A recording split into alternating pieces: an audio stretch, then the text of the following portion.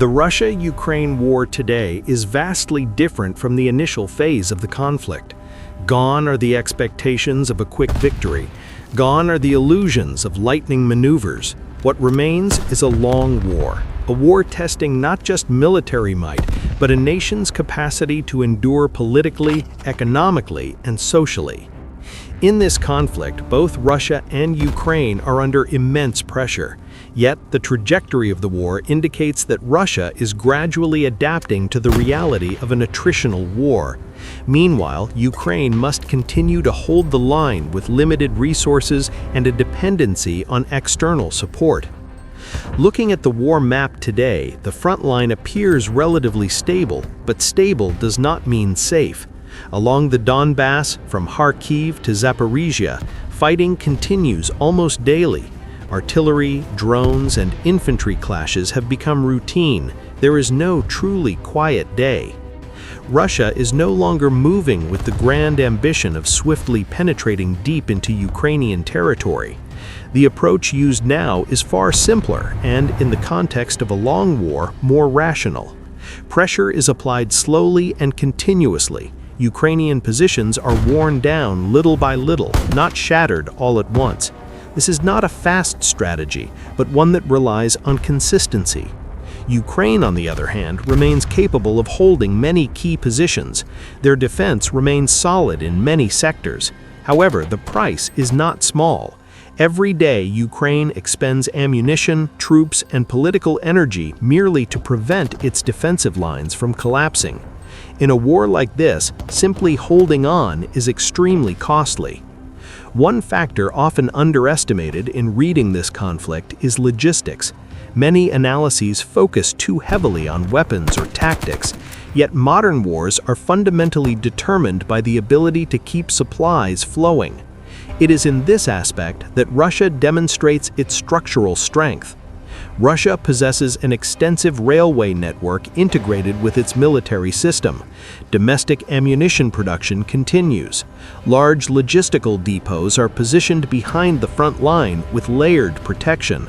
Ukrainian drone strikes have successfully disrupted some key facilities within Russia, but so far the impact has been more localized than systemic.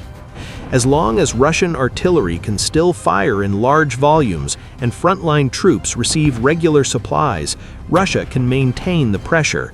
In a war of attrition, this is an advantage that cannot be ignored. Relatively stable logistics allow the war to continue even when the human and economic costs are very high. Managing a large troop force is also its own challenge. Russia addresses this with a centralized and relatively simple command structure. Strategic decisions are made at the top and translated to field commands without excessive bureaucratic layers. Units can be shifted from one sector to another as needed. Gradual mobilization and a military contract system ensure Russia does not lack personnel. The quality of troops varies, and this is no secret, but in a protracted war, numerical stability is often more critical than high individual quality. Russia seems to understand this reality well enough. Over time, Russia has also demonstrated adaptability. The use of drones has become far more systematic compared to the start of the conflict.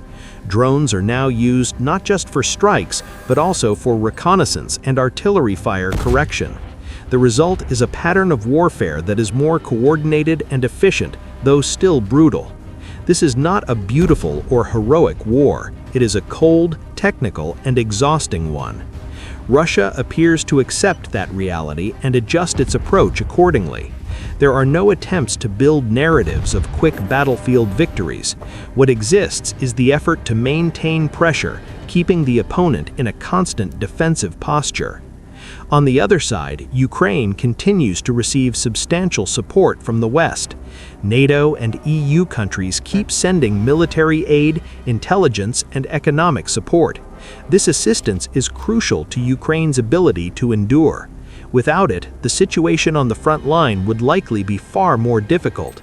However, Western support also faces its own constraints. Budgets, domestic politics, and public fatigue are factors that cannot be ignored. This does not mean support will stop soon, but it shows that a long war always tests not just the combatants, but also their backers. Globally, many nations are adopting a more pragmatic stance. They do not support the war, but they have also not severed ties with Russia. For these countries, the Ukraine conflict is a reminder that the world is moving to a harsher, more realist international order, where national interests often dominate over idealistic principles. Russia, despite heavy sanctions, has been able to adapt its economy. Its industry has shifted to a war footing. Alternative trade routes have opened. This does not mean sanctions have no impact, but it shows that Russia still has room to breathe and endure. In the end, the Russia-Ukraine war today is not about who wins quickly.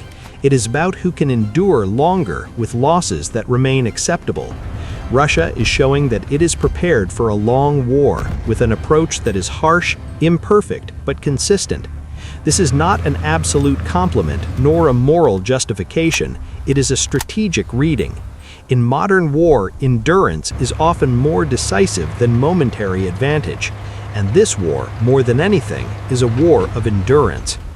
No one truly knows how long this war will last, but as long as both sides remain capable of sustaining their war machines, this conflict will likely continue, slowly, expensively, and exhaustively.